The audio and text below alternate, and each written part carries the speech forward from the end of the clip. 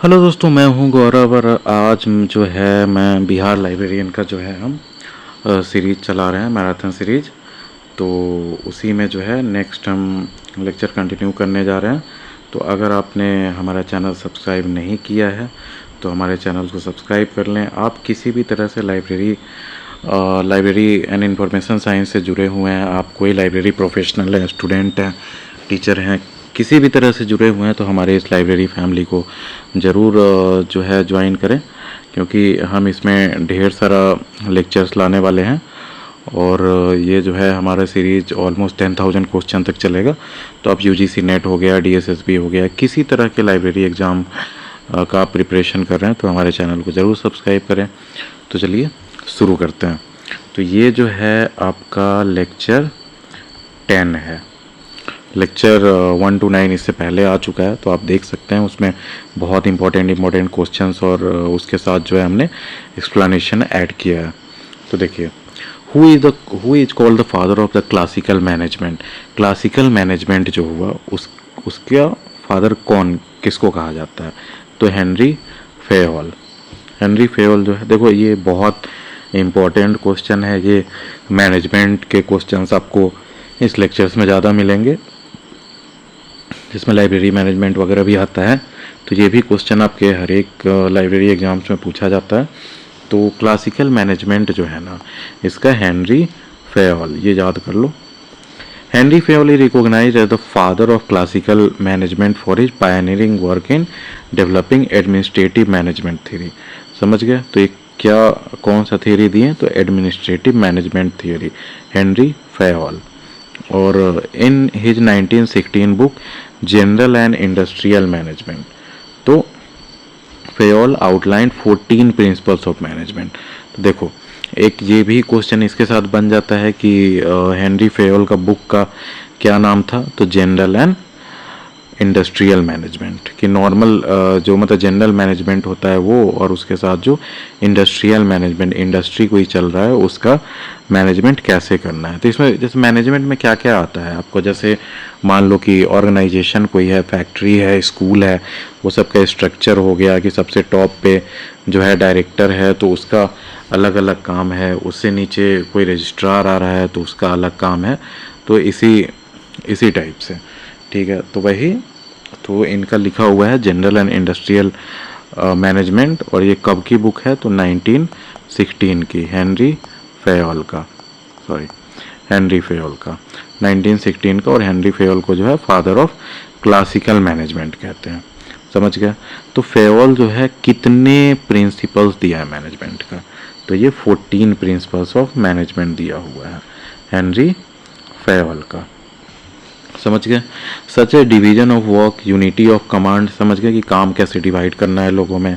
Command मतलब unity of command, मतलब जो भी मतलब आपको जो कमांड दिया जा रहा है उसमें उसका यूनिटी ऑफ कमांड होना चाहिए। कि एक तो इसका मीनिंग होता है कि ऊपर से कोई एक आदमी ही जो कमांड देने के लिए होना चाहिए, जिसको जैसे माना जाएगा। हर कोई बाकी के जो हायरार्कियल मतलब नीचे उनसे एम्प्लॉय जाते हैं वो मानेंगे। और फिर आपको अगर जब मानना पड़ रहा है आपकी बॉस की, तो उसको कमांड को यूनिफाइड तरीके से किया जाता है। Which became foundational to organizational theory. समझ गए? For example, his principles guide library management by ensuring clear roles and coordination. समझ गए कि अगर कोई प्रिंसिपल है स्कूल का, या डायरेक्टर है किसी कॉलेज का, रजिस्ट्रार है, तो उसके रोल्स जो हैं तो डिफाइंड है। ऐसा नहीं है कि रजिस्ट्रार जो है चपरासी का भी काम कर लेगा, फिर जो है आपका मतलब टेक्नीशियन का भी काम कर लेगा, साइंटिस्ट का भी काम कर लेगा।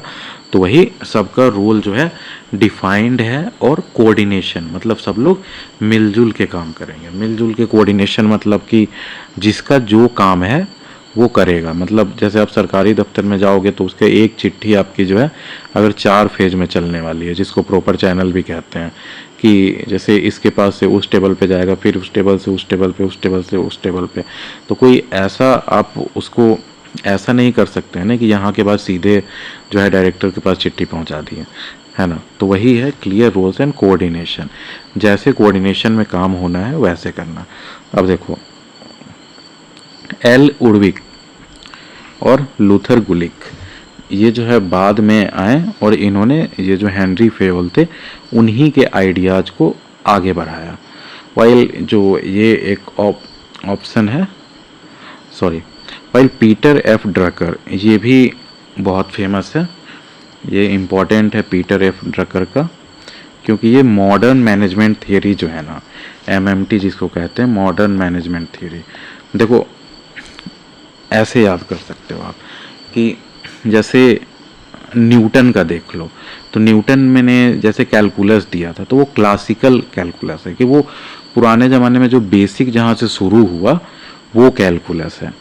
तो उसके बाद कैलकुलस में ही जो है उसको और बहुत आगे बढ़ाया गया है, वेक्टर कैलकुलस से लेके और भी जितना है, space dimension, more than 3 dimension का कैलकुलस वगैरह हो गया, तो वो सब जो हुआ आपका मॉडर्न कैलकुलस हुआ। तो वैसे ही जो है जो हेनरी फेयोल जो हैं, ये क्लासिकल मैनेजमेंट थियरी, जो सबसे पहला मैनेजमेंट थियरी हुआ वो हेनरी फेयोल का दिया हुआ। अब पीटर एफ ड्रकर जो हैं, ये जो हैं बाद का जो मॉडर्न मैनेजमेंट थियरी हुआ ना, एमएमटी जिसको कहते हैं, वो दिए हैं।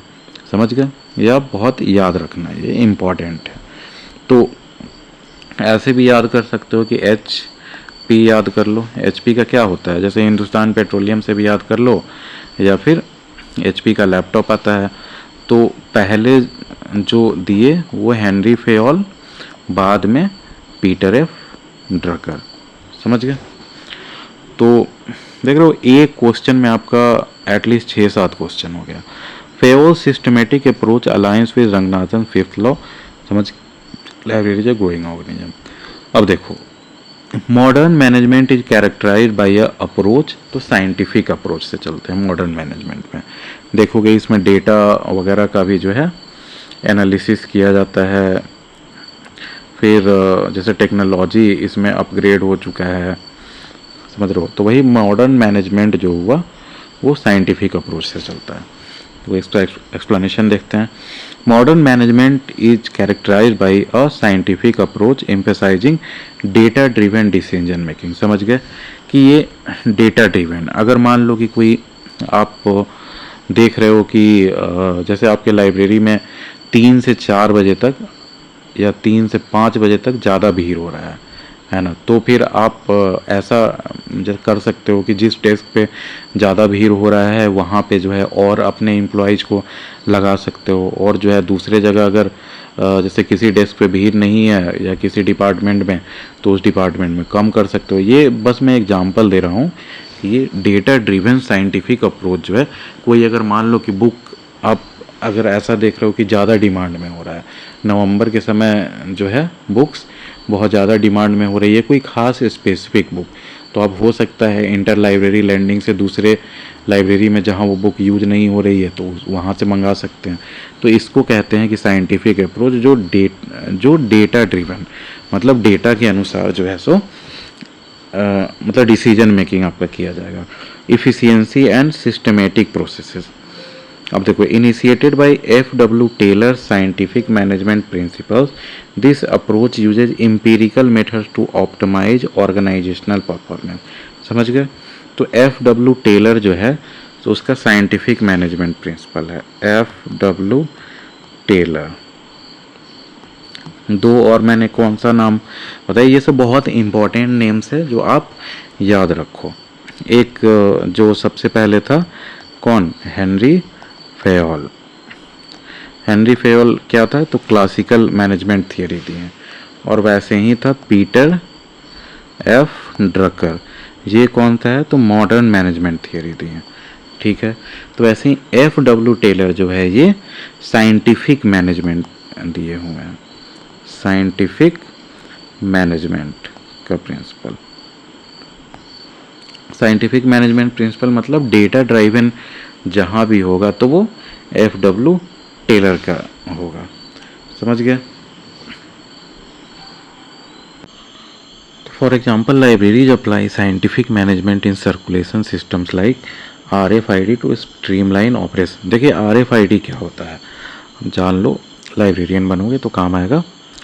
जैसे आप लाइब्रेरी को ऑटोमेट करते हैं तो एक आप देखे होंगे जैसे बुक है तो वो सारे बुक पे आपका एक RFID टैग लगा जाता है, लगाया रहता है, और जहाँ पे आप घुसते होंगे वहाँ पे एक RFID रीडर रहता है दोनों तरफ। ठीक है, तो आप यहाँ से जैसे इंटर किए लाइब्रेरी में, तो होता कुछ यूँ है कि आप अगर बिना इशू किए बुक को ले जा रहे हैं तो वो अपने आप बीप साउंड उससे आने लगता है। ये आप जैसे मॉल्स में भी जाते होंगे तो देखते होंगे, उस पर लगा रहता है क्लोज पे, है ना। तो वो है RFID। To streamline operations, historical approaches rely on past practices, statistical data analysis alone, and psychological and human behavior which are secondary। समझ गए ये सब। अब देखिए question number 373, who is called the father of scientific management. तो scientific management का father कौन है, तो FW टेलर। ये बहुत इंपॉर्टेंट क्वेश्चन है। तो देखिए इसका फुल फॉर्म है FW टेलर का, कहीं पूछा जाता है, या फ्रेडरिक W टेलर। ठीक है जी। He known as the father of scientific management for his works in the late 19th century, detail the principles of scientific management 1911। तो प्रिंसिपल्स ऑफ साइंटिफिक मैनेजमेंट जो है तो 1911 में, ये मैंने पहले भी बताया है कि FW टेलर ने दिया था। तो ये बुक का नाम आप याद कर लो, इम्पोर्टेंट है, principles of scientific management. Taylor emphasize optimizing work processes through time studies and work efficiency. समझ गए कि जो आपके एम्प्लॉयज हैं उसका आपको इफिशियंसी लाना पड़ेगा उसमें। जैसे कोई मान लो कि ब्रेड बनाने की फैक्ट्री है और उसके बाद दिन भर में मानो वो 100 ब्रेड बना पा रहा है, तो आप कुछ इंस्ट्रूमेंट्स ऐसा उसको दे सकते हैं, कुछ टूल्स दे सकते हैं कि वो 100 ब्रेड की जगह 200 ब्रेड के पैकेट्स बना सके। तो इस टाइप से मैं ये एग्जांपल दे रहा हूँ, इस टाइप से वर्कर इफिशियंसी जो है, तो मतलब टाइम स्टडीज और वर्कर इफिशियंसी। तो टाइमली आपको जो है, जैसे जैसे आपकी फैक्ट्री है, कोई कंपनी है, तो वो सब चलती है, तो उसका स्टडी आपको करते रहना पड़ेगा और वर्कर्स का को इफिशियंट बनाना पड़ेगा। जस्ट फॉर एग्जांपल अभी AI चल रहे हैं, आर्टिफिशियल इंटेलिजेंस के, जैसे ChatGPT हो गए, ये सब LLMs कहते हैं उसको, लार्ज लैंग्वेज मॉडल्स। तो उस टाइप से आप दे सकते हैं कि just for example government departments में भी जैसे हाफ टाइम तो एप्लीकेशन ही लोग लिखते रहते हैं, यहाँ से वहाँ नोट सीट इंडेंट वगैरह क्या क्या बनते रहता है, तो वो सबको ऑटोमेट किया जा सकता है कि आप केवल इंस्ट्रक्शन दिए और वो ऑटोमेट हो गया। तो ये मॉडर्न कंटेक्स्ट में आपको इफिशियंसी इंक्रीज करने का मैं एग्जांपल दे रहा हूँ। अब देखो, for example his principles are applied in library automation to improve circulation processes. समझ गए, सर्कुलेशन जो मैंने एक्सप्लेन किया पहले। L. उर्विक और Luther Gulick contributed to administrative management, while Peter F. Drucker जो मैंने बताया था focused on modern management theories. समझ गए। अब देखो, who is called the father of management theory. देखो एक था, हाँ, तो मैनेजमेंट थियरी, तो जैसे यहाँ पे मैंने बताया FW टेलर किसके हो गया, साइंटिफिक मैनेजमेंट के, और फादर ऑफ मैनेजमेंट थियरी तो ये पीटर F. ड्रकर, जो मैंने लास्ट क्वेश्चन में बताया ना, Peter F. Drucker focused on modern management theories. तो समझ गए। तो मॉडर्न मैनेजमेंट थ्योरी, तो इनका जो था FW टेलर का जो बुक था वो प्रिंसिपल्स ऑफ साइंटिफिक मैनेजमेंट, ये कब आया था, 1911। और इनका जो है पीटर F. ड्रकर का ये जो है फादर ऑफ मैनेजमेंट थ्योरी, तो इनका जो बुक था द प्रैक्टिस ऑफ मैनेजमेंट, याद करना, द प्रैक्टिस ऑफ मैनेजमेंट, और वहाँ क्या था, the principles of scientific management. समझ गया। तो ये साइंटिफिक मैनेजमेंट के हैं FW टेलर, और पीटर F. ड्रकर जो है सो मॉडर्न मैनेजमेंट के हैं, द प्रैक्टिस ऑफ मैनेजमेंट। समझ गया, सॉरी, जैसे मैनेजमेंट थियरी के। अब देखो, Peter F. Drucker is widely regarded as the father of management theory for his extensive contributions to modern management. समझ गए, पार्टिकुलरली थ्रू हिज 1954 बुक। तो ये इनका जो बुक था ये 1954 में आया, वैसे ही FW टेलर का 1911 में आया। ये सब मैच द फॉलोइंग में कितने बार आता है कि कौन सा बुक जो है क्रोनोलॉजिकली जो है सजाने के लिए, तो उसमें बहुत इम्पॉर्टेंट हो जाता है। अब देखो, Drucker introduce concept like management by objective, MBO जो आपने पढ़ा होगा, तो ये पीटर F. ड्रकर का दिया हुआ है। तो ये बहुत बार एग्जाम में पूछा गया कि मैनेजमेंट बाय ऑब्जेक्टिव्स जो है सो किसके द्वारा दिया गया है, मतलब इसमें बेसिकली बताया गया कि आपका ऑब्जेक्टिव जो है ना, कि आपको क्या रिजल्ट आना है वो क्लियर होना चाहिए, समझ गए। तो मतलब आपका फाइनल रिजल्ट जो होगा वो आपका क्लियर होना चाहिए। जस्ट फॉर एग्जांपल आप न्यूक्लियर पावर प्लांट अगर बना रहे हैं, तो न्यूक्लियर पावर प्लांट में जो है आपका फाइनल रिजल्ट जो है कि हमारा इतना सेफ्टी पैरामीटर्स होना चाहिए, इसके लिए ऐसे ऐसे जो है उसमें टेक्नोलॉजी यूज होनी है, समझ गए ना। तो उसी के अनुसार जो है आप पूरा प्लानिंग करेंगे। तो ये ऑब्जेक्टिव फोकस्ड होता है, management by objective, Peter F Drucker का। ये ऐसे भी याद कर सकते हो, MP, P से पीटर ड्रकर, F से मैनेजमेंट बाय ऑब्जेक्टिव्स, समझ गए।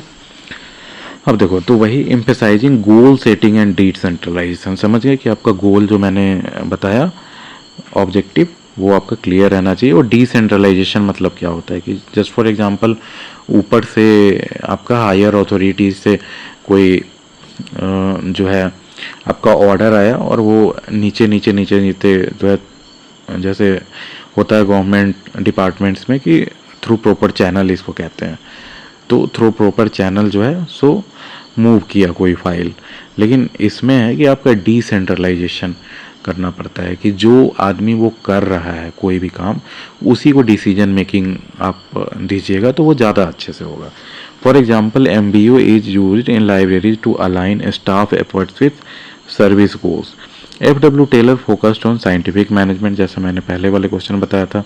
लूथर गुलिक जो है किस पे फोकस किया, तो एडमिनिस्ट्रेटिव फंक्शंस पे।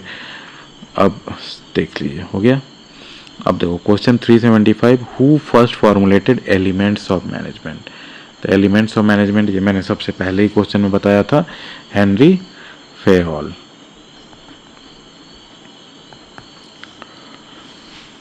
देखो एक्सप्लेनेशन देखते हैं, who first formulated elements of management. The Henry Fayol first formulated the elements of management in his 1916 book General and Industrial Management। समझ गए, ये भी इम्पोर्टेंट क्वेश्चन है। तीनों के आप बुक्स याद कर लीजिए। जैसे हेनरी फेयोल का है जनरल एंड इंडस्ट्रियल मैनेजमेंट, कब का, तो 1916 का। इनका है द प्रैक्टिस ऑफ मैनेजमेंट, तो और मैनेजमेंट बाय ऑब्जेक्टिव्स इनका थियरी ये है आपका पीटर एफ ड्रकर का। और ये कब का है, तो 1954 का है। मतलब पीटर एफ ड्रकर जो है सबसे लास्ट में दिए। अब समझ गए। अब देखिए इसका टेलर का जो था प्रिंसिपल्स ऑफ साइंटिफिक मैनेजमेंट 1911। तो ये सब आपको जुबान पे रहना चाहिए, क्योंकि ये मैनेजमेंट वाले जो क्वेश्चंस आते हैं ना उसमें ज़्यादातर ऐसे ही आते हैं और ये सारे एग्जाम्स में आते हैं। आप देखोगे तो जनरल एंड इंडस्ट्रियल मैनेजमेंट, तो ये मतलब हेनरी फेयोल का दिया हुआ है। तो ये जो है आपका FW टेलर का जो है ना 1911 का हो गया। और उसके बाद आप देखिए तो हेनरी फेयोल का हो गया। और उसके बाद जो है आपका पीटर एफ ड्रकर का, समझ गए। 1911, 1916 और 1954, समझ गया। ये आपके हैं कौन, FW टेलर। ये हो गया हेनरी फेहॉल और ये है पीटर एफ ड्रकर। देखो इस हिसाब से आप याद करोगे। मैं चाहता हूँ कि आप वीडियो देखो तो आप याद ही करते जाओ। ऐसा नहीं है कि इसमें नोट्स बनाने लगे फिर ऐसे टाइम स्पेंड किया। आप मेरे साथ बस जो है लगे रहो, आप बस सुनते रहो। मैं जो बोल रहा हूँ वो ध्यान से देखते रहो। मैं आपको विजुअलाइज करा के याद करा दूंगा। तो जैसे इनका जो हुआ 1916 में हेनरी फेयोल का, ये जनरल एंड इंडस्ट्रियल मैनेजमेंट हुआ, जनरल एंड इंडस्ट्रियल मैनेजमेंट, ये याद कर लो। और इनका जो था FW टेलर का, ये आपका साइंटिफिक मैनेजमेंट से था, साइंटिफिक मैनेजमेंट। और ये जो है आपका लास्ट वाला वो एक तो था मैनेजमेंट बाय ऑब्जेक्टिव्स और एक देखिए प्रैक्टिस ऑफ मैनेजमेंट, समझ गए।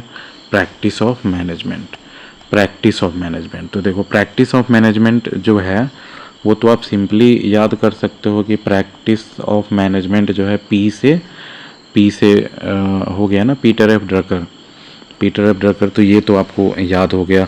अब देखो F.W. टेलर है, तो ऐसे याद कर लो, साइंटिफिक, इसके नाम से ही है, एस, साइंटिफिक, टी भी आता है उसमें, तो इस हिसाब से। और हेनरी फेयोल का जनरल और इंडस्ट्रियल मैनेजमेंट, ऐसे याद कर लो, एफ के बाद जी आता है। अब देखो आपको इतना देर सुने होंगे तो इस आपको डेट्स भी याद हो गए होंगे कि 1911 वाला एक डेट था, एक 1916 वाला एक डेट था, एक 1954 वाला डेट था। 1916 वाला जो था तो आपको याद हो गया कि देखो, तो ऐसे याद करो, 1954 वाला जो था वो पीटर एफ ड्रकर था, वो सबसे लास्ट में था, पी, समझ रहे हो, पी जो है ये सबसे लास्ट में आता है, पीटर एफ ड्रकर। और पी से याद कर लो, प्रैक्टिसेज ऑफ जो मैनेजमेंट करके था वो पीटर एफ ड्रकर का हो गया। और एमबीओ जो था, मैनेजमेंट बाय ऑब्जेक्टिव्स, वैसे ही 1916 का जो हो गया मैंने याद कराया, एफ के बाद जी आता है, तो हेनरी फेयोल, और जी से जनरल एंड इंडस्ट्रियल मैनेजमेंट। वैसे ही 1911 का हो गया F.W. टेलर। तो ये देख रहे हो आप, F सबसे पहले आता है, H उसके बाद आता है, फिर P सबसे लास्ट में आता है। तो आप इस तरह से भी क्रोनोलॉजिकली समझ सकते हो। अब F.W. टेलर का क्या करना था, तो साइंटिफिक, तो F.W. टेलर। देखो आपको लगभग इसमें 7-8 क्वेश्चन आपको याद हो गए। तो देखो, Henry Fayol first formulated the elements of management in his 1916 book general and industrial management, identify 5 key function, समझ गए, planning, organizing, commanding, coordinating in and controlling, समझ गया।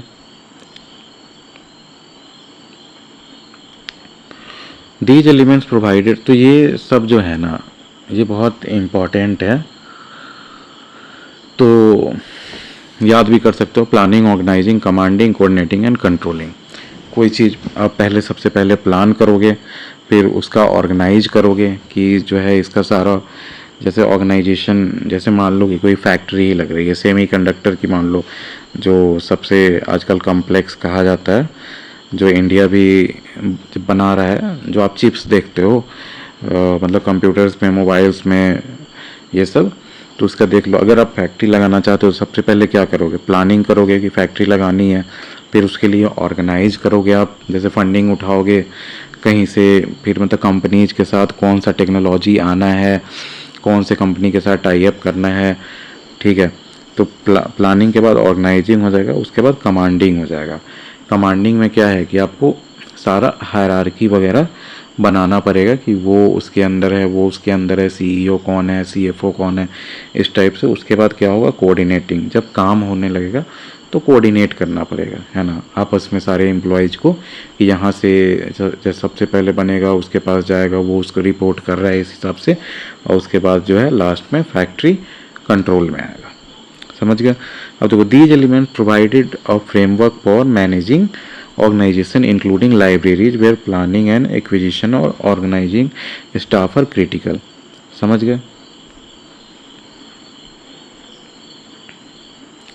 तो ये भी याद कर सकते हो, Fayol's principle guide library budgeting and resource allocation. तो कभी कभी पूछा जाता है कि लाइब्रेरी बजटिंग और जो है रिसोर्स एलोकेशन के लिए जो है किसने दिया हुआ है थियरी, तो वो हो जाएगा Henry Fayol.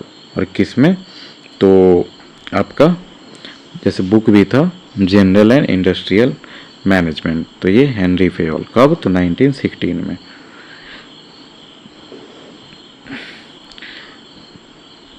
Who propounded 14 principles of management, तो हेनरी फेयोल। तो ये देखो, जनरल और इंडस्ट्रियल मैनेजमेंट में जो है, जो 1916 का था, वो बहुत बड़ा इन्होंने काम किया है, समझ गए। तो देखो, अब देखो ऐसे भी याद कर सकते हो कि 14 प्रिंसिपल्स है, 14 प्रिंसिपल्स तो बहुत ज़्यादा होता है ना। इस हिसाब से मैं बस आपको बता रहा हूँ कि दिमाग में कैसे विजुअलाइज कर सकते हो। 14 प्रिंसिपल्स बहुत ज़्यादा होता है, इतना ज़्यादा प्रिंसिपल्स तो कोई इंडस्ट्री चलाने में ही यूज होता होगा, है ना, कि कोई भी मतलब गलती ना हो, तो इसलिए इंडस्ट्री चलाने वाला में ही होता होगा। तो वो मतलब कौन सा बुक होगा, तो general and industrial industrial management, समझ गया, जनरल ऑफ और इंडस्ट्रियल मैनेजमेंट होगा। और ये जनरल एंड इंडस्ट्रियल मैनेजमेंट जो है कौन लिखे थे, तो मैंने बताया एच, हाँ मतलब जी और एच, तो हेनरी फेयोल, समझ गए। यहाँ आप अगर मन हो तो इसका स्क्रीनशॉट लेके आप खुद से अच्छे से बना ले सकते हो।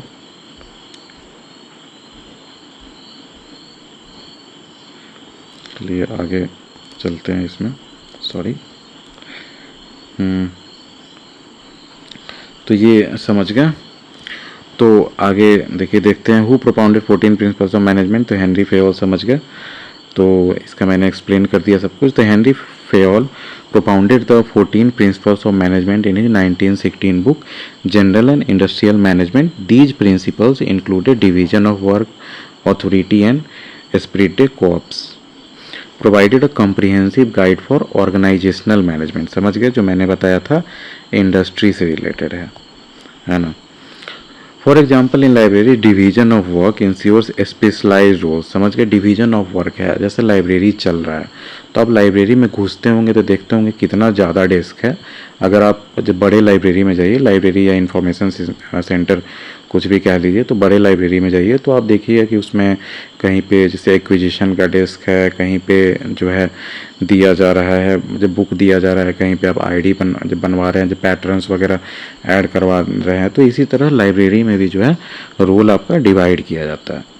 तो वही है, कैटलॉगिंग, सर्कुलेशन हो गया, इंडेक्सिंग हो गया, सबके लिए अलग अलग लोग होंगे। तो वही F.W. Taylor focused on scientific management, समझ गए। वाइल ग्यूलिक एंड उर्विक जो थे बिल्ट ऑन फेयर्स फ्रेमवर्क, समझ गए। अब देखिए क्वेश्चन 377 है, विच of the 14 principles of Henry Fayol is synonymous with Spirit day corps. Spirit day corps मतलब क्या होता है, इसकी यूनियन इज स्ट्रेंथ, मतलब सबको मिल बांट के काम करना होगा और सबको मिल के काम करना होगा। इसमें भी बहुत बड़ी बात है, तभी कोई भी इंस्टीट्यूशन या इंडस्ट्री चल सकती है, समझ गए। तो विच of the 14 principles of Henry Fayol, तो ये आप याद रखना कि हेनरी फेयोल का 14 प्रिंसिपल है पहले तो। और स्पिरिट डे कॉर्प, इसका मीनिंग हो गया यूनियन इज स्ट्रेंथ, समझ गए। देखिए एक्सप्लेनेशन देखते हैं। Henri Fayol's principles of spirit de corps synonymous with union is strength emphasises fostering team spirit and harmony, समझ गए। टीम स्पिरिट मतलब आपको जितने भी आपके एम्प्लॉयज़ हैं वो सब काम करने के लिए एक्साइटेड होना चाहिए as a team. And harmony among employees, harmony मतलब पीसफुल इन्वायरमेंट होना चाहिए among employees to enhance organizational efficiency. In libraries this principle encourages collaboration among staff to deliver seamless services such as joint efforts in organizing book fairs, समझ गए। For example, a unified team improves user satisfaction, समझ गए आप। कुछ इसमें नहीं है, बस स्पिरिट डे कॉर्प्स का आप मीनिंग याद कर लो, यूनियन इज स्ट्रेंथ। और ये किसका दिया हुआ है, तो हेनरी फेयोल का दिया हुआ है। ये 1916 में इनका बुक जो आया था जनरल एंड इंडस्ट्रियल मैनेजमेंट, उससे रिलेटेड है, ठीक है, बस इतना याद रखो। अब देखो, Luther Gulick was the director of which organisation, तो ये इम्पॉर्टेंट है, American National Institute of Public Administration, समझ गए, पब्लिक एडमिनिस्ट्रेशन का लूथर ग्यूलिक, समझ गए। तो एक्सप्लेनेशन देखते हैं, ये आपको याद करना होगा और ये इम्पॉर्टेंट भी है। Luther Gulick director of American National Institute of Public Administration. देखो, Luther Gulick was the director of the American National Institute of Public Administration where he contributed to public administration theory, notably को developing POSDCORB. ये बहुत important है, very important, क्योंकि POSD-CORB जो है ना, post Corp, इस पर बहुत क्वेश्चन मैंने देखा है एग्जाम्स में। तो ये किसका दिया हुआ पोस्ट कॉर्प, तो लूथर ग्यूलिक का। और किसके डायरेक्टर थे, तो American National Institute of Public Administration, समझ गए। तो his work influenced organisational management including library administration by outlining की functions like planning and staffing. समझ गए?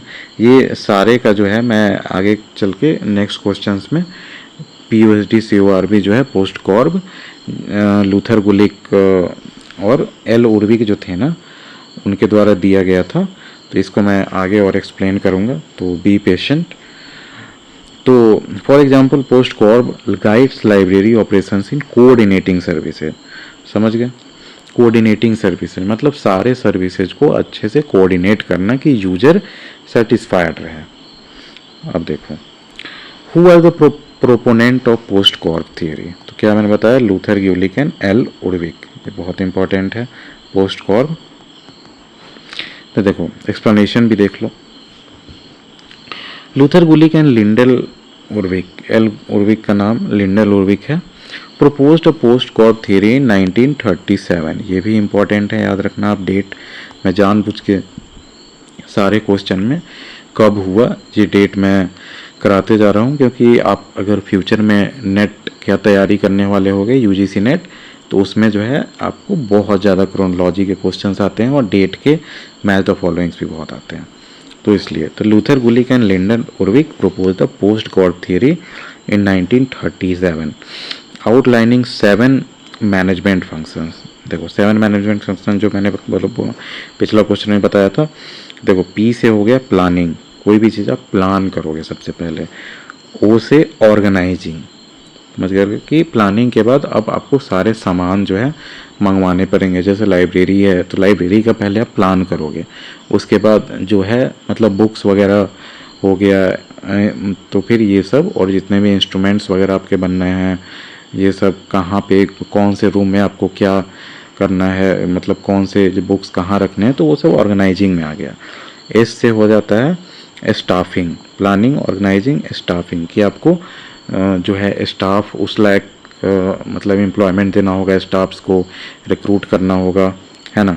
फिर डायरेक्टिंग, डायरेक्टिंग हो गया, सबको आपको डायरेक्शंस देना पड़ेगा कि आपको ये काम करना है, मतलब डिवीजन ऑफ वर्क टाइप मान लो, है ना।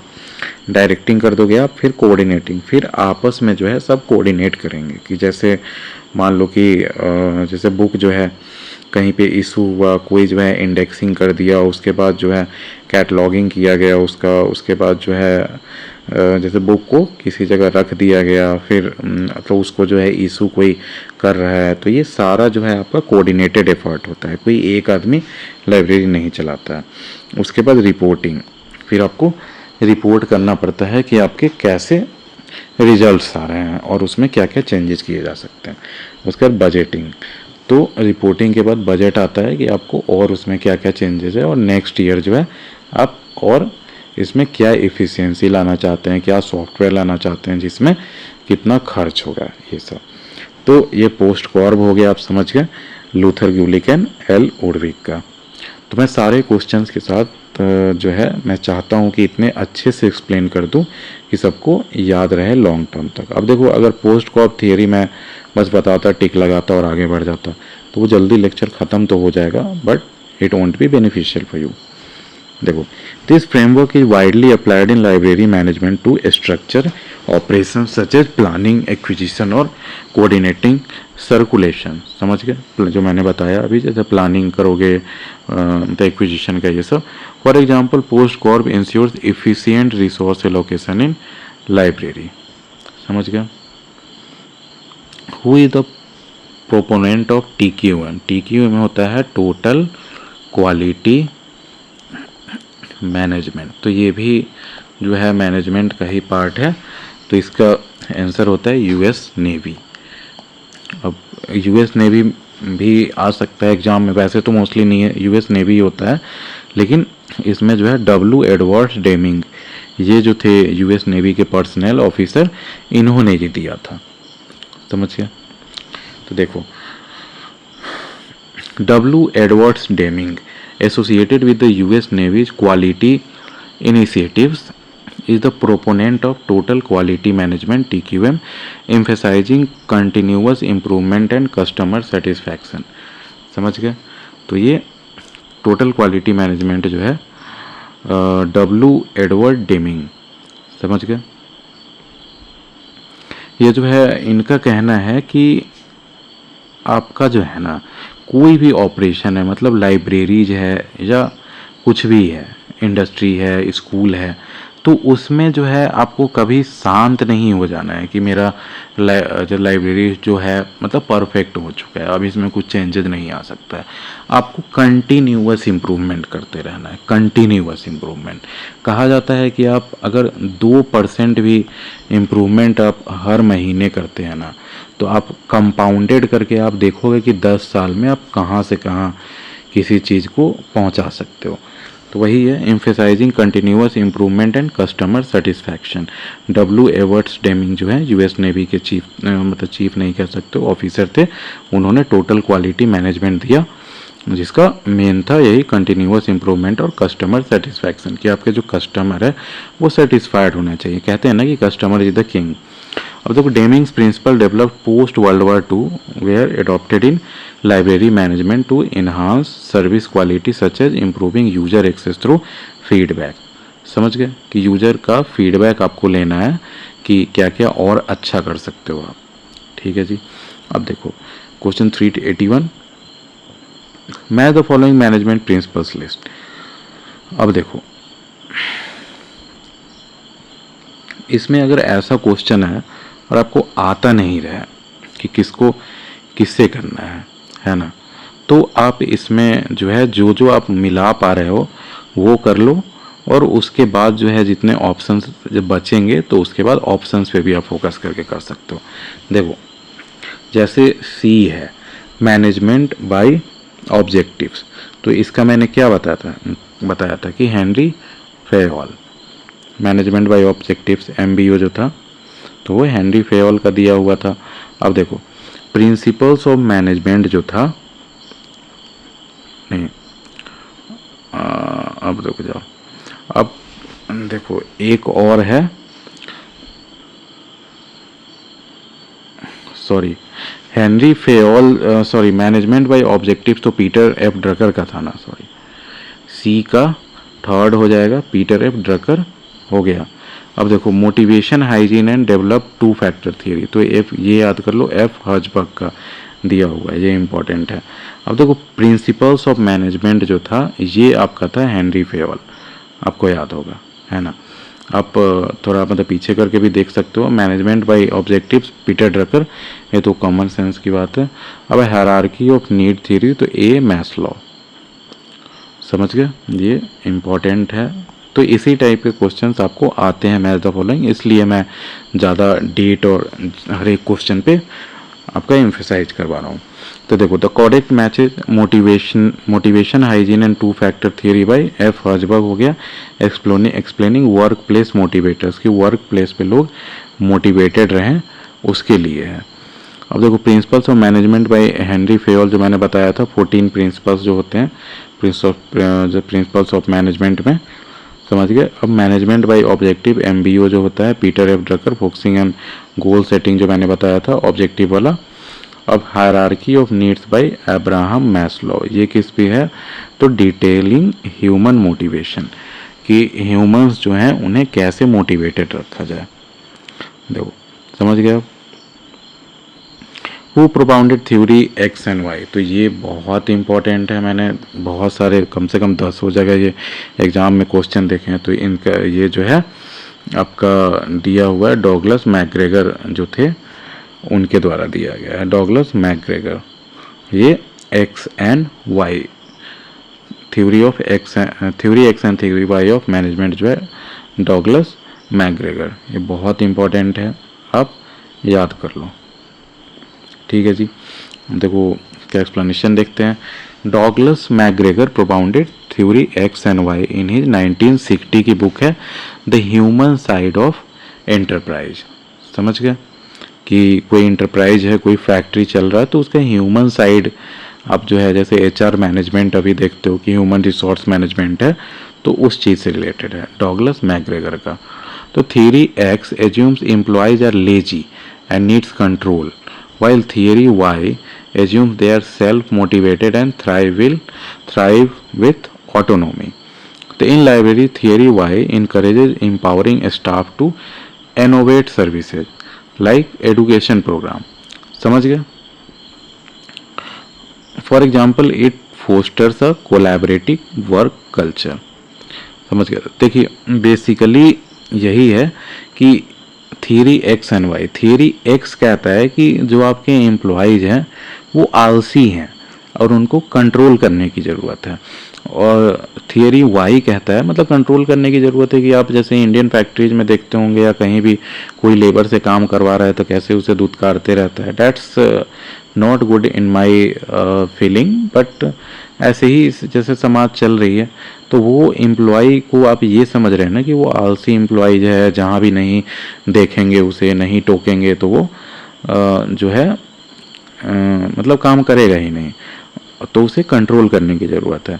अब थियरी वाई जो कहता है कि they are self motivated and thrive with autonomy, कि वो खुद से मोटिवेटेड रहेंगे, वो काम करेंगे जहाँ पे, एक जो कहते हैं ना कि काम करता है आदमी गलतियों से सीखता है, तो उसको सेल्फ मोटिवेटेड कहते हैं कि गलतियों से सीखिए, और आप जैसे टारगेट आपको दे दिया जाए और आप टारगेट को अचीव करने के लिए जो है खुद भी जो है कुछ चेंजेज ला सकते हैं, ठीक है। और उसको ऑटोनोमी, तो भाई थ्राइव विथ ऑटोनोमी, जो मैंने कहा कि उन्हें ऑटोनोमी दिया जाए कि अपने हिसाब से कोई काम कर सके, आपको आउटकम से मतलब रहनी चाहिए, तो समझ गए। तो ये डॉगलस मैकग्रेगर का दिया हुआ है थियरी एक्स एंड वाई, और क्या बुक का नाम था, 1960 बुक था, the human side of enterprise, समझ गए। Who propounded the motivation hygiene and develop two factor theory, तो अभी हमने जो मैच द फॉलोइंग में देखा था एफ हर्जबर्ग, तो ये भी motivation hygiene and develop two factor theory, तो एफ हर्जबर्ग का फुल फॉर्म क्या था, फ्रेडरिक हर्जबर्ग, और ये 1959 का ये दिया हुआ है थियरी। देखो Frederick Herzberg develop the motivation hygiene two factor theory in 1959, identifying motivators example achievement and hygiene factors example salary, समझ गए कि motivation hygiene and develop two factor theory, समझ गए। टू फैक्टर थियरी जो है सो इसमें आपका मोटिवेटर, मतलब मोटिवेटर्स में क्या क्या आ सकता है कि आप काम पे जाने पे आपका वर्क इन्वायरमेंट बहुत अच्छा हो, आपको रिवार्ड किया जाए, आप कुछ अच्छा काम करें तो जैसे बेस्ट एम्प्लॉय का अवार्ड दिया जाए आपके पूरे डिपार्टमेंट में कि जो है इससे आपको मिले, और जो है तो इसलिए लोग मोटिवेटेड रहते हैं, समझ गए। तो इस टाइप के आप मोटिवेटर्स लगा सकते हैं।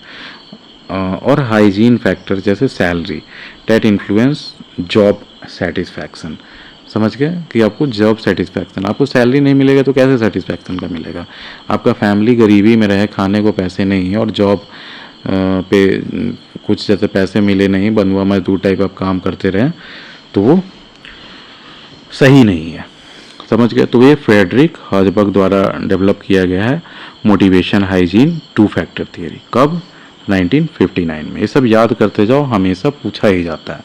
तो in libraries motivators like recognition enhance staff performance, while hygiene factors like adequate facilities prevent dissatisfaction, समझ गए।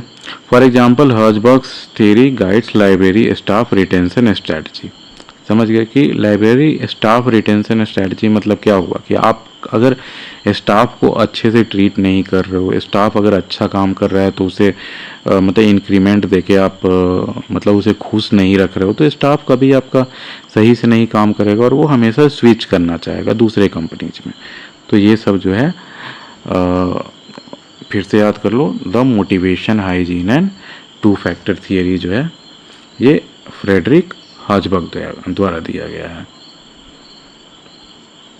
अब देखो who propounded the social relation of management theory, social relation of management theory ये बहुत इंपॉर्टेंट है, तो ये एल्टन मायो का दिया हुआ है, समझ गए। और ये बहुत इंपॉर्टेंट है तो आप याद कर लो। तो देखो सोशल रिलेशंस मतलब क्या होता है कि आप एम्प्लॉयज़ अगर आपके कंपनी में या लाइब्रेरी में है तो आप उन्हें ऐसा नहीं कर सकते हैं कि जैसे कह दें कि जो है मतलब अकेले लंच किया करो, किसी से बात मत किया करो, इंटरेक्ट मत करो, चुपचाप अपने सीट पे बैठ के काम किया करो। तो social relations of management theory जो है वो एल्टन मायो का यही कहता है कि सोशल फैक्टर्स और ग्रुप डायनेमिक्स जो हुए ना, ये सब टाइप के, और ग्रुप का डायनेमिक्स कि आपका ग्रुप है वो आपस में इंटरेक्ट कर रहा है कि नहीं, कहीं ऐसा तो नहीं कि किसी में बात ही नहीं हो रही है, कोई एक दूसरे पे भरोसा ही नहीं कर रहा है। तो ये सब जो है वो आपके इम्पैक्ट करते हैं कंपनी के इफ़िशियंसी को, समझ गए, और प्रोडक्टिविटी को।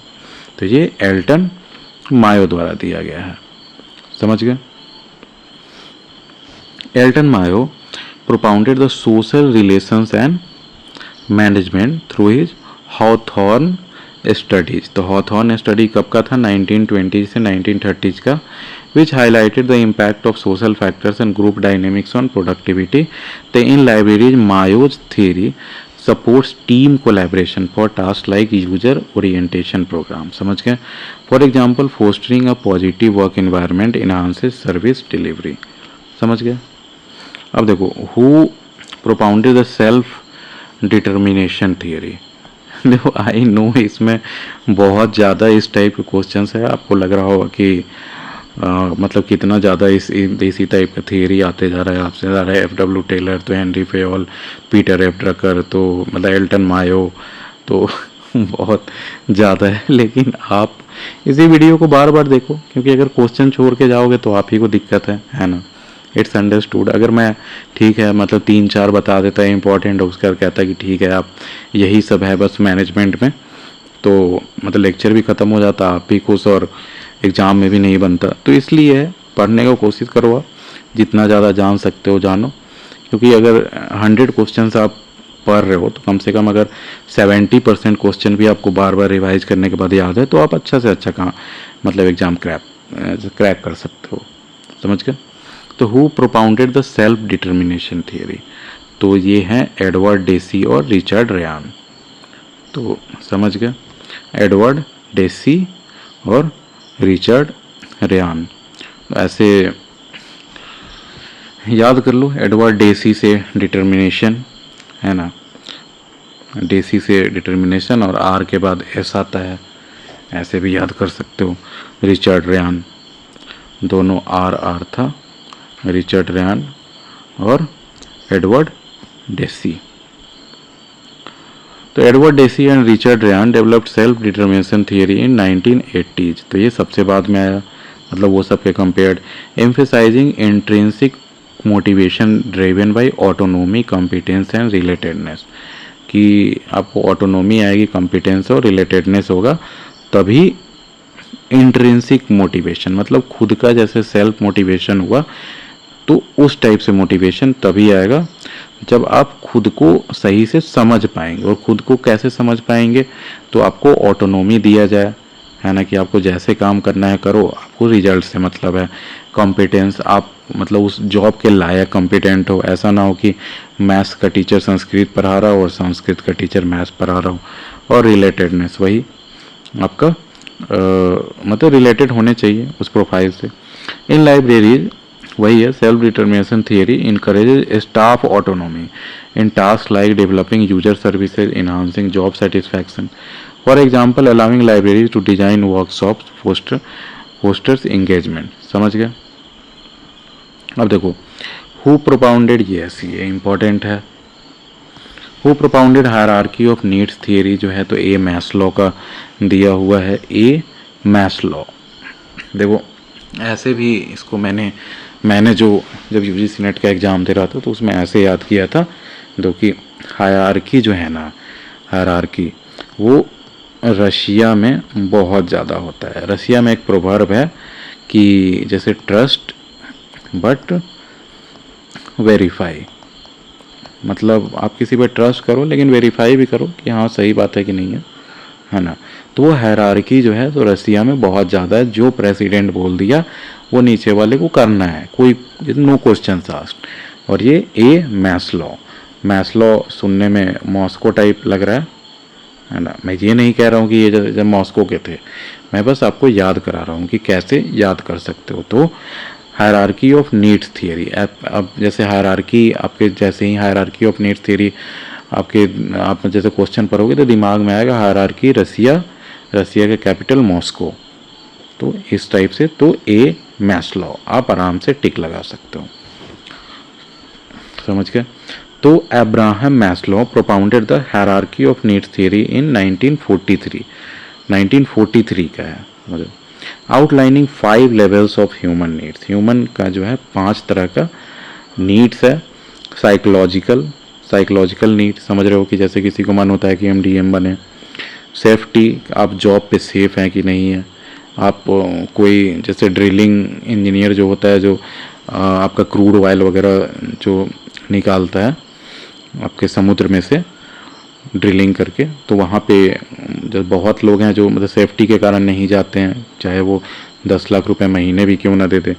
अब देखो लव बिलोंगिंग, तो आप वहाँ पे बिलोंग करते हैं कि नहीं करते हैं। स्टीम एंड सेल्फ एक्चुअलाइजेशन, समझ गए कि आपका मतलब सेल्फ रिस्पेक्ट और स्टीम है कि नहीं है आपके जॉब पे। अब सेल्फ मतलब एक्चुअलाइजेशन, आप जैसा चाहते हैं वैसा एनवायरनमेंट आपके लायक बन पा रहा है कि नहीं बन पा रहा है।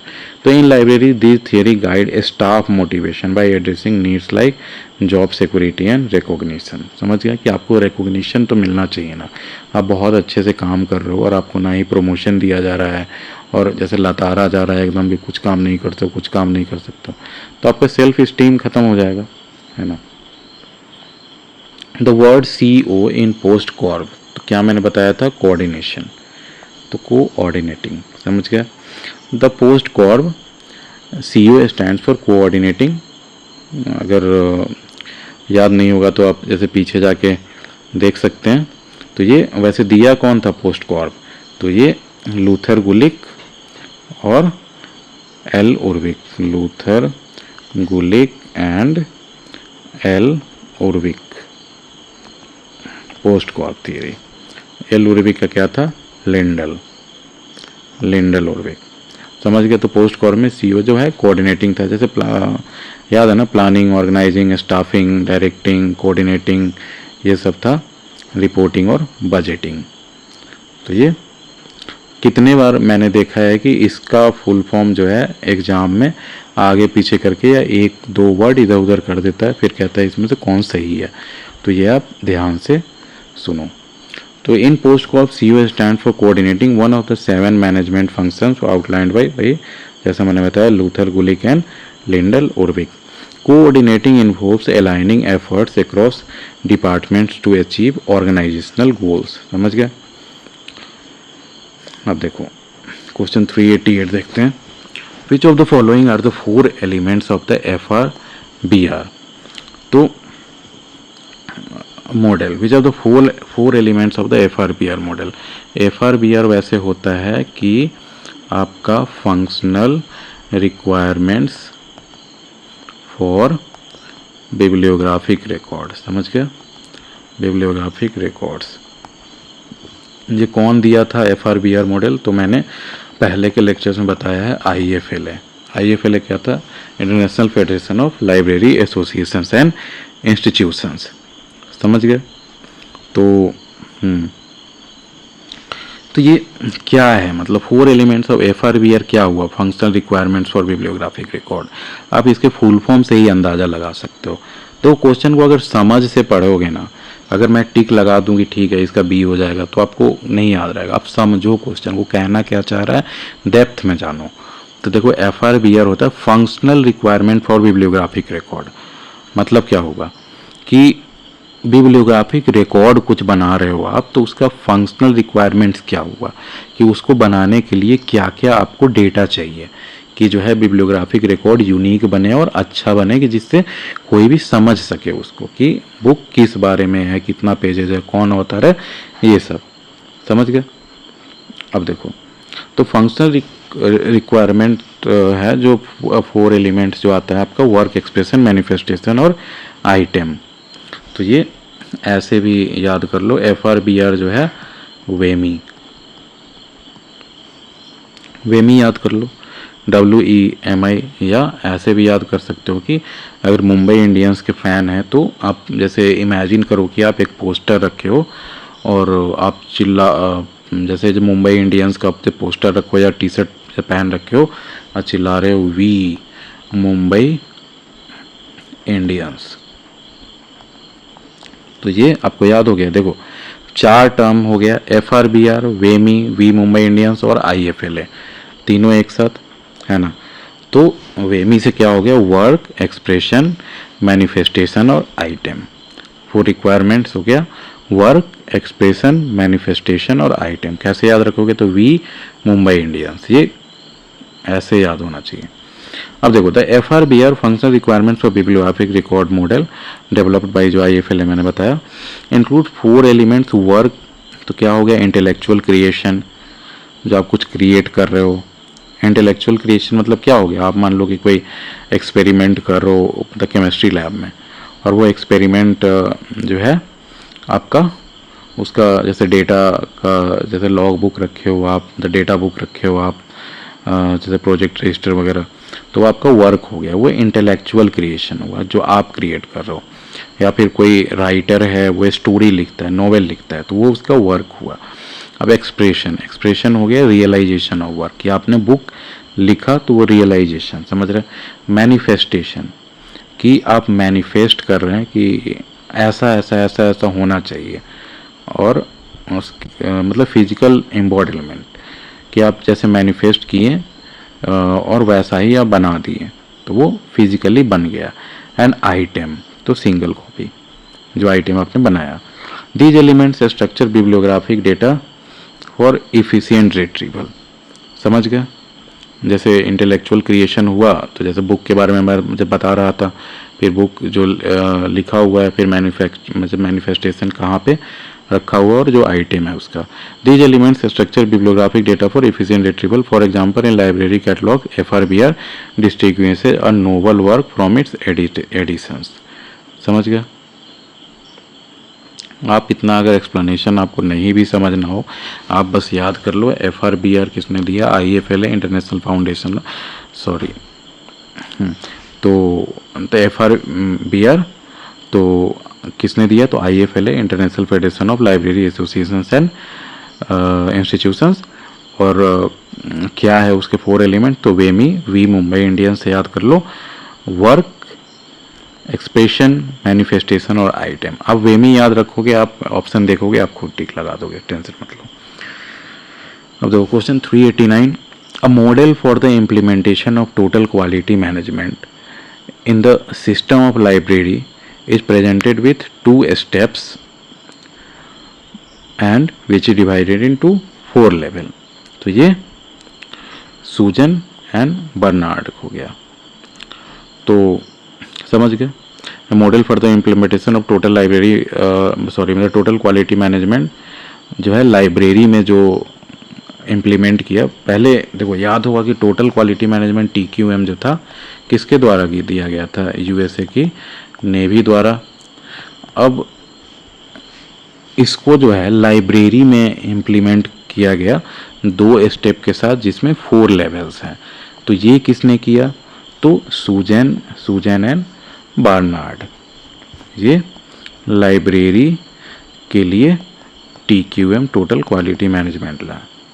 तो समझ गया, तो इससे आप याद कर लो। देखो एक्सप्लेनेशन देखते हैं। सूजन एंड बर्नार्ड का फुल फॉर्म देखो, अगर पूरा नाम मतलब, तो सूजन जूरो नाम था और Susan Bernard developed a TQM model total quality management for libraries outlined in integrating total quality management, जो US नेवी द्वारा दिया गया था इन लाइब्रेरीज। तो ये 1993 का बुक जो है उसमें इन्होंने दिया, सूजन एंड बर्नार्ड, बस सूजन एंड बर्नार्ड याद कर लो, SB। तो इनका बुक था 1993 में, इंटीग्रेटिंग टोटल क्वालिटी मैनेजमेंट इन लाइब्रेरी, बहुत इंपॉर्टेंट है ये। विथ 2 स्टेप्स, 2 स्टेप्स जो कौन है इनके, ये सभी याद कर लो, असेसमेंट और इम्प्लीमेंटेशन। तो पहले एसेस करो किसी चीज़ को, प्रॉब्लम्स जानो कैसे किया जा सकता है, उसके बाद जो है प्लानिंग करो और उसके बाद उसको इम्प्लीमेंट करो। तो ये 2 स्टेप्स प्रोसेस हुआ। अब डिवाइडेड इनटू 4 लेवल्स में इस प्रोसेस को डिवाइड किया गया है। अवेयरनेस, कमिटमेंट, एक्शन और इंटीग्रेशन, कि आप पहले अवेयर होने चाहिए कि प्रॉब्लम क्या है, फिर आपका प्रॉब्लम को सॉल्व करने के लिए कमिटमेंट होना चाहिए, फिर आप एक्शन करेंगे, उसको ठीक करेंगे, और उस सॉल्यूशन को इंटीग्रेट करेंगे। समझ गए? Total quality management for libraries में this model enhances library services by focusing on user satisfaction and continuous improvement. समझ गए? अब देखो MBO जो मैंने बताया था, MBO कौन दिया था? तो पीटर एफ ड्रकर 1954 में, ये मैंने पहले भी बताया है। बुक क्या था इनका? The practice of management. समझ गए? The work to be done by acquisition section. Acquisition section जो आपका लाइब्रेरी में होता है, जिसके लिए एक्विजिशन रजिस्टर भी होता है। देखो एक्विजिशन है क्या? तो एक्विजिशन आप कोई भी बुक मंगवा रहे हो ना, एक्वायर कर रहे हो। एक्विजिशन एक्वायर से बना है। एक्वायर मतलब क्या होता है कि कोई भी चीज़ आप ले रहे हो, खरीद के ही लोगे ऑब्वियसली बात है लाइब्रेरी में। नहीं तो दूसरा उपाय है कि आप मतलब डोनेट कोई कर रहे हो उसको लोगे, तो भी एक्विजिशन। तो वही एक्विजिशन में जो है एक्वायर किया जाता है, ऐसे याद कर सकते हो। तो एक्वायर करोगे बुक में तो क्या क्या होगा? आप जैसे मतलब ऑर्डर करोगे बुक को, मतलब अलग अलग कोटेशन मंगवाओगे कि कहाँ सस्ता पड़ रहा है, कहाँ महंगा पड़ रहा है। उसके बाद जो है बुक का जो है बिल जो है प्रोसेस करोगे। फिर मतलब अच्छा नहीं लग रहा है या कोई गलत बुक आ रहा है तो उसको रिटर्न भी करोगे। और उसके बाद जो है एक्विजिशन के लिए एसेसन रजिस्टर, ACCESSION, एसेसन रजिस्टर जो हुआ। तो एसेसन रजिस्टर कहता है कि जो भी बुक आपके लाइब्रेरी में खरीद करके फाइनल आया हो, फाइनली जो आ गया कैंसिल करने के बाद, तो वो आ गया तो उसको रजिस्टर में जो चढ़ाया जाता है ना, तो उसको एसेसन रजिस्टर कहते हैं। ठीक है? तो the work to be done by acquisition section are order for books and documents हो जाएगा, bill processing and claim cancellation सब आ जाता है। एसेसन ऑफ बुक्स जो हुआ कहाँ पे चलेगा? तो एसेसन रजिस्टर में। तो ये ऑल ऑफ विच हो जाएगा। समझ गए? अब देखो the acquisition section in a library handles ordering books. समझ गए? बुक्स एंड डॉक्यूमेंट्स में क्या क्या आ जाएगा? जैसे ई बुक्स आ गया, फिर आपका जर्नल्स हो गया, मैगजीन्स हो गया, फिर प्रोसेसिंग बिल्स, जो आपने बिल हुआ उसको प्रोसेस किए, पेमेंट कराएं। कैंसलिंग क्लेम्स, कोई अगर वो क्लेम किया जा रहा है तो कि जैसे पेमेंट नहीं आया या ऐसे वैसे कुछ, तो वो क्लेम को आप सही करोगे, या फिर कोई गलत बुक आ गया तो वापस करोगे उसे। एंड एसेसनिंग बुक्स, एसेसनिंग जो मैंने बताया था एसेसन रजिस्टर में, देखो recording them in accession register, वही बात है। तो these task ensure the library builds and maintains its collection efficiently. समझ गए? For example ordering involves selecting materials based on user needs while assessing tracks new additions। समझ गया? अब देखो accession register of a library is temporary record, permanent record, digital archive. समझ गए? तो एसेसन register में जितने बुक्स आए तो ये सब तो आपके पास रिकॉर्ड होना ही चाहिए हमेशा के लिए, तो ये परमानेंट रिकॉर्ड हो जाएगा। अब देखो द एसेसन रजिस्टर, इससे बहुत क्वेश्चन पूछा जाता है एसेसन रजिस्टर से, क्योंकि ये बहुत लोग कंफ्यूज होते हैं कि एसेसन रजिस्टर है क्या। देखिए the accession register is a permanent record in library documenting each acquired item with details like accession number, title and purchase information. समझ गए? It serves as a legal and historical record of the library's collection. For example समझ गए कि आपका legal record है कि यहाँ पे बुक आया है, तो अगर गुम हो जाता है फ्यूचर में तो आपको ढूंढा जाएगा या फिर उसको ट्रेस किया जाएगा कि कहाँ है वो बुक। तो ये for example it adds in stock verification. Stock verification मान लो कि हर साल 2 साल 3 साल पे एक बार किया जाता है कि आपका एसेसन रजिस्टर जो है उसमें जितने बुक्स हैं, हो सकता है मतलब एसेसन रजिस्टर को डिजिटाइज कर दिया जाए, तो वो सारे बुक्स हैं वो सारे एक बार मैच किए जाते हैं कि सारे के सारे बुक आपके लाइब्रेरी में अवेलेबल है कि नहीं है। Verification and audit. समझ गए? इस कारण से ये स्टॉक वेरिफिकेशन हर साल करना है तो ये क्या ही होगा? तो ये परमानेंट रिकॉर्ड ही तो होगा, तभी तो कर सकते हो आप, है ना। टेम्पररी रिकॉर्ड्स क्या क्या होता है? जैसे लोन लॉग्स, कि आप किसी मतलब बुक को इंटर लाइब्रेरी लेंडिंग से लोन पे दिए हो, ये सब। हैव शॉर्टर रिटेंशन, कि बुक वापस हो गई तो मतलब सारा रजिस्टर, अगर बुक वापस हो चुका है तो उसको ख़त्म कर सकते हो रजिस्टर को। और डिजिटल आर्काइव, समझ गए? तो वही डिजिटल आर्काइव्स में complement but not replace the register. समझ गए? अब देखो the library collection is recorded in the accession register in the same order. तो किस ऑर्डर में? The order in which it is received in the library. मतलब date wise जो है कि जैसे मान लो 2024 में कौन कौन से बुक आया, तो जैसे जनवरी का एक होगा, फिर फरवरी, मार्च, इस टाइप से करके, तो वो डेट वाइज ही किया जाता है। समझ गए एसेसन रजिस्टर में। तो the accession register records library collections in the order items are received assigning sequential accession numbers based on acquisition date. समझ गया, एक्विजिशन डेट के आधार पे सीरियल मतलब सीक्वेंशियल एसेसन नंबर जो है प्रोवाइड किया जाता है।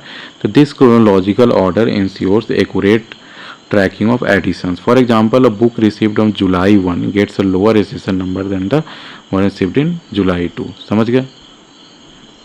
देखो ये भी याद कर लो, क्लासिफिकेशन जो उसका किया जाता है या listing orders apply to catalogues और shelf arrangement, not the register. समझ गए कि सेल्फ अरेंजमेंट जो है ना, उसके आधार पे क्लासिफिकेशन किया जाता है ना, कि ये टाइप के बुक्स हैं, मान लो कि जैसे क्लास 9th के साइंस के सारे जैसे राइटर्स जितने होंगे, जैसे होली फेथ पब्लिकेशन हो गया, फिर अलग भारती भवन पब्लिकेशन हुआ, इस टाइप से, तो वो अलग ही रैक पे रखे रहेंगे। तो इस टाइप से क्लासिफिकेशन के आधार पे।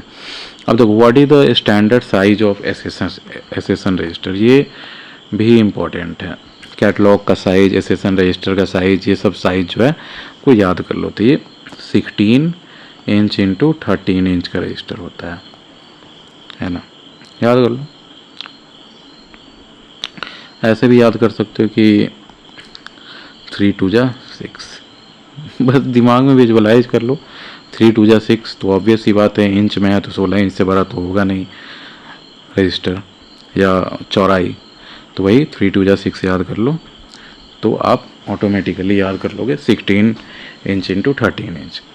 अब देखो the standard size of an accession register as per the library standards is 16 inch into 13 inch, providing sufficient space to record detailed entries like accession number, title, author and cost, ये सब।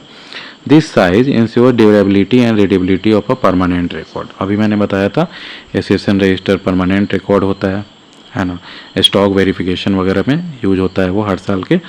समझ गए। For example it accommodates multiple column for comprehensive documentation. समझ गए। अब देखो what is the standard number of columns in the accession register, तो ये 14 कॉलम्स होता है। और GFR रूल्स के अनुसार जो है 15 कॉलम है, तो ये आप चेक कर लेना एक बार। According to the general financial rules जो है, the standard accession register in libraries has 14 columns to record details like accession number. जो 15 जो है 2015 का रूल्स, उसमें 15 हो चुका है। अब एक बार ये देख लेना क्वेश्चन, क्योंकि ये मैं भी कंफ्यूज हूँ इसमें। Date of receipt, title, author, publisher, ये सब जो है उसमें कॉलम्स होते हैं। दिस स्ट्रक्चर इंश्योर्स, वही है।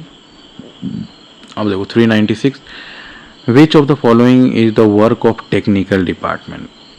देखो टेक्निकल डिपार्टमेंट हो गया, तो वो क्लासिफिकेशन जैसे होता है कि बुक जो है उसको कौन से, जैसे मान लो कि हिंदू रिलीजन से रिलेटेड बुक है तो उसको कैसे क्लासीफाई करना है, तो क्लासिफिकेशन टेक्निकल डिपार्टमेंट का होगा obviously. Catalogue cards technical department बनाएगा। प्रोसेसिंग हुआ बुक का, वो भी टेक्निकल डिपार्टमेंट करेगा। तो ये ऑल द अबव हो जाएगा। अब देखो the technical department in a library handles classification. Classification वाले क्या करते हैं, तो assigning call number. Call number जो है सो क्या होता है कि बुक का जो है लिखा हुआ है, एक आप देखे होंगे कि स्टिकर जो चिपकाया रहता है बुक पे वाइट कलर का पीछे, तो उस पर कॉल नंबर लिखा रहता है कि बुक का वो नाम हो गया, मानो तो नाम in the sense numerical name, कि उससे बुक को बुलाया जाएगा कि ये, जैसे मान लो ऐसे लिखा हुआ है 182.21, तो ये कॉल नंबर इस टाइप का होता है। तो the technical department in library handles classification. समझ गए, सारे बुक को अलग अलग कॉल नंबर दिया जाएगा जिससे बुक को आइडेंटिफाई किया जाता है। अब कैटलॉगिंग, क्रिएटिंग बिब्लियोग्राफिक रिकॉर्ड। समझ गए कैटलॉगिंग में क्या होता है। अब क्या होता है जैसे अब तो कैटलॉग कार्ड्स नहीं बनते हैं, तो मार्क कैटलॉग जैसे सुने हो गया आपने, मशीन रीडेबल कैटलॉगिंग, तो ये सब होता है। एंड प्रोसेसिंग में क्या हो गया, preparing books for circulation and example labelling, तो ये सब प्रोसेसिंग में आता है। सर्कुलेशन क्या होता है बुक का, कि आप किसी को दे रहे हो फिर वापस जो है मतलब इशू करने के बाद वापस ले रहे हो, ये सब सर्कुलेशन में आता है। तो these task ensure resource are organise and accessible. समझ गए, कोई बात नहीं है। अब देखो क्वेश्चन 397, सर्कुलेशन सेक्शन है the work to be done. तो सर्कुलेशन जो मैंने अभी बताया तो उसमें क्या क्या आ जाएगा, तो बुक का एक्सचेंज है कि रिजर्वेशन ऑफ बुक्स की कोई पहले ही रिजर्व कर रहा है। रिजर्वेशन ऑफ बुक्स क्या हुआ कि अगर पहले किसी के नाम पे लैंड किया हुआ है बुक और आप पहले से ही कह रहे हो कि वो वापस करेगा तो मैं लूँगा, तो वो रिजर्वेशन ऑफ बुक्स हो गया। अब penalty for late fee collection भी जो है सर्कुलेशन सेक्शन ही देखता है, तो ये सारा हो गया, समझ गए ये। अब तो क्वेश्चन 398 जो है, which section is called the heart of the library. तो हार्ट जो है याद कर लो कि ये सर्कुलेशन सेक्शन को कहते हैं, क्योंकि वहीं से जो है बुक सबके पास आ जा रहा है, फाइन कलेक्ट किया जा रहा है ये सब। तो the circulation section is called the heart of the library because it manages the lending and return of resources directly connecting users with the materials। समझ गए। तो it handles issuing book issue करता है। रिजर्वेशन जो मैंने बताया कि पहले से ही बोल दिया जाता है कि ये बुक वापस जब आएगा तो मैं लूँगा, ये रिजर्वेशन हो गया। Over time over due fine, समझ गए। Ensuring maximum access, for example an efficient circulation desk reduces wait times enhancing user satisfaction, समझ गया।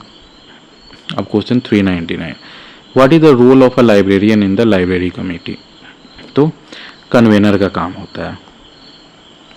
प्रेसिडेंट डायरेक्टर तो आपको खुद सोच के लग रहा होगा कि ये गलत है, कि लाइब्रेरी का प्रेसिडेंट होने का कोई सेंस नहीं निकलता है या डायरेक्टर। तो लाइब्रेरियन जो है कन्वेनर का रोल करता है ना। जो मान लो कि जैसे मीटिंग्स हुई, डिस्कशंस आप कर रहे हो, ये कुछ भी ऑर्गेनाइज करा रहे हो, मान लो सेमिनार ही ऑर्गेनाइज करा रहे हो लाइब्रेरी में, कितने बार जैसे डिजिटल मीटिंग्स होती है, तो वो सारा जो है ऑर्गेनाइज कराना, सारा इक्विपमेंट सही चल रहा है कि नहीं है, साउंड सिस्टम, तो ये सारा जो है लाइब्रेरियन ऑर्गेनाइज कराता है, तो वो कन्वेनर का रोल होता है। The librarian typically serves as the convener of the library committee, organising meetings, preparing agendas and facilitating discussions on policy like acquisitions or services। For example, the librarian coordinate book selection decision, समझ गए कि कौन सा book खरीदना है, कौन सा reject करना है, कौन सा पब्लिकेशन का लेना है, ये सब। ensuring user needs are met, समझ गए।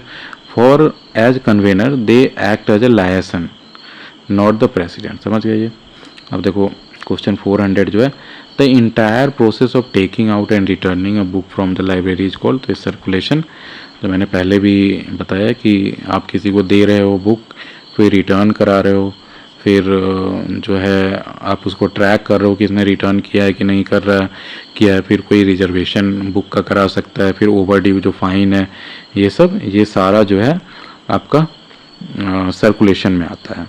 अब देखो, it ensures resources are accessible to users while maintaining accountability, समझ गए। अकाउंटेबिलिटी मेंटेन मतलब क्या होगा कि आप किसी को मान लो कि 14 डेज के लिए कोई बुक लैंड की है, तो वो 14 दिन में वो वापस नहीं कर रहा है, अगर वो मान लो 3 मंथ्स लगा दिया रिटर्न करने में, तो उसको अकाउंटेबिलिटी होना चाहिए ना कि आप लेट क्यों किए, नहीं तो दूसरे को वो रिसोर्स मिल ही नहीं पाएगा। तो वो अकाउंटेबिलिटी में आ जाता है कि आप फाइन लगाओगे उसमें, तो वो सब हो गया।